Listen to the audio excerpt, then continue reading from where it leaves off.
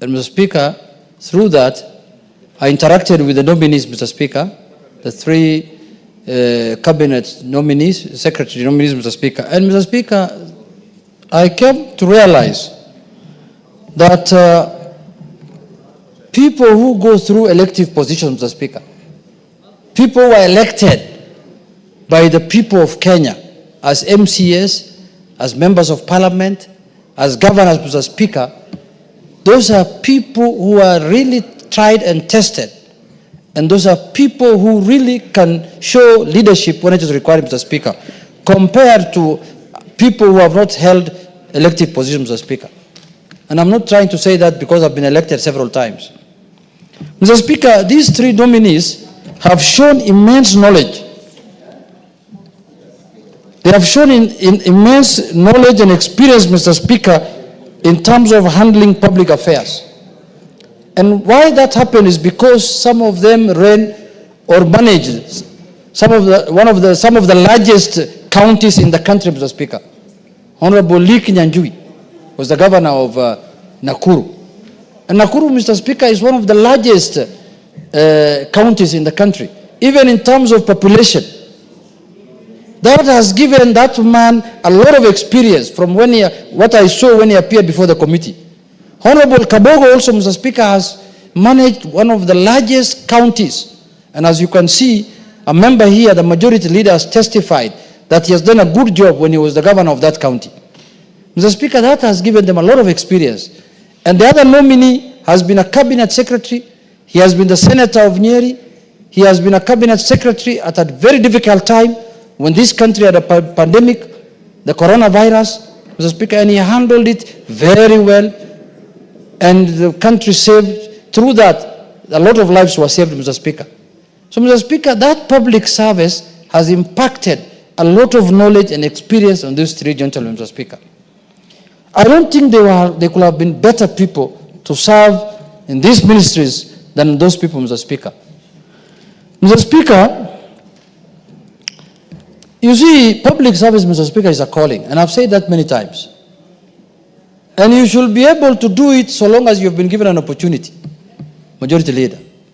But when you feel a time has come, and you feel that the executive that you are part of, and you feel that the president that you are serving, and the government that you are serving, is not incompatible, the policies or your belief at the moment, at this point in time, is not compatible with the government you are serving, the best thing to do, Mr. Speaker, is to resign.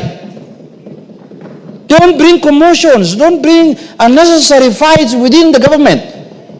Be a man enough and say, this is enough now. I don't think, the way you've said, I don't think what is happening now is not what I came to do. For that reason, I want to leave. It's only in African societies or in African democracies where somebody disagrees with the policies, disagrees with what's happening in a government, and he still wants to stay there. To do what? Somebody told me an African man, if you give him the keys to the washrooms and tell him, can you use it and bring it back to me, he will put it in his pocket and tell you, no, you tell me when you need it is when I'll give you back. Mr. Speaker, only in African societies.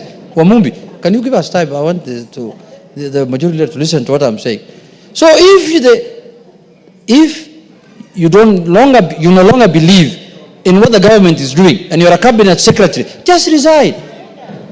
You are not welded there like chuma, like an iron. You are not welded in government. Just leave.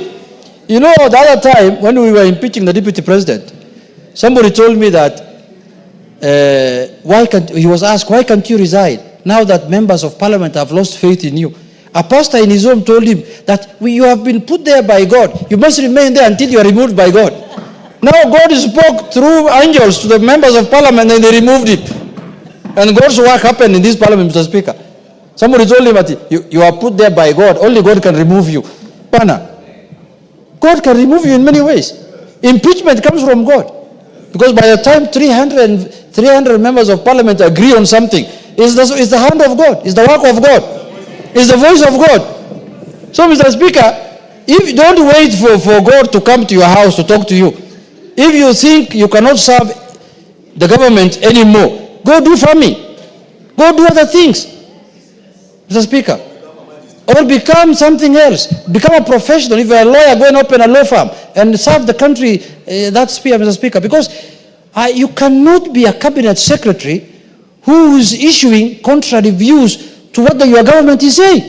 It's immoral, actually. The other day I saw a good friend of mine, whom I learned a lot of things under him, who was sitting on the chair where Mr. Speaker is sitting, Mr. Speaker. And I learned everything I'm doing in this house under his, Mr. Speaker, under his supervision. And that's not what he taught me when he was a speaker. He told me, Junet, if you are tired of something, leave. But now the same person is now accusing the same people he's serving of many things, and he wants to remain there, and he stay there, Mr. Speaker. It only happens in Africa. It cannot happen. And targeting communities, targeting people of certain, community, Mr. Speaker. Mr. Speaker, is very unfair. And I am a leader now in this country. Because I'm a minority leader. That's a constitutional office under Article 108. If my son is arrested by police, I should also tell the country why my son was arrested.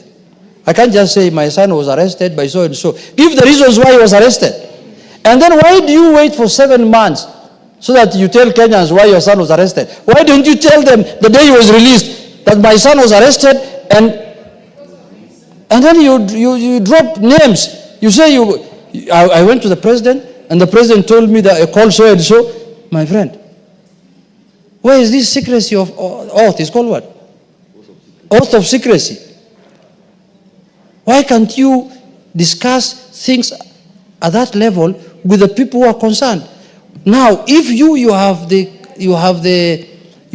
opportunity to go and see the president, to go and see people in high offices, Kenyans who cannot access those places, how are they going to be served? What kind of, as a leader, what kind of trend are you setting? That anybody who wants to get help must go there. We cannot run, a country cannot be run like that, Mr. Speaker. So, Mr. Speaker, I hope these cabinet secretaries who are being approved in this house today will not behave in the same manner. Because, when that becomes now the modus operandi, Mr. Speaker, we will not have a cabinet. We don't need to waste our time in this house approving people who are going to defy the same government they want to go and serve. So, Mr. Speaker, I want to say that kind of manners should not be allowed in any society. Because you must be somebody who stands for something. If you strongly feel that what's happening is wrong, leave. People in mature democracies, they live even over something smaller than this. So, Mr. Speaker, coming back to the point, is that I want to say these 3 gentlemen, Mr. Speaker, whom we are approving today, are not also going to represent certain regions.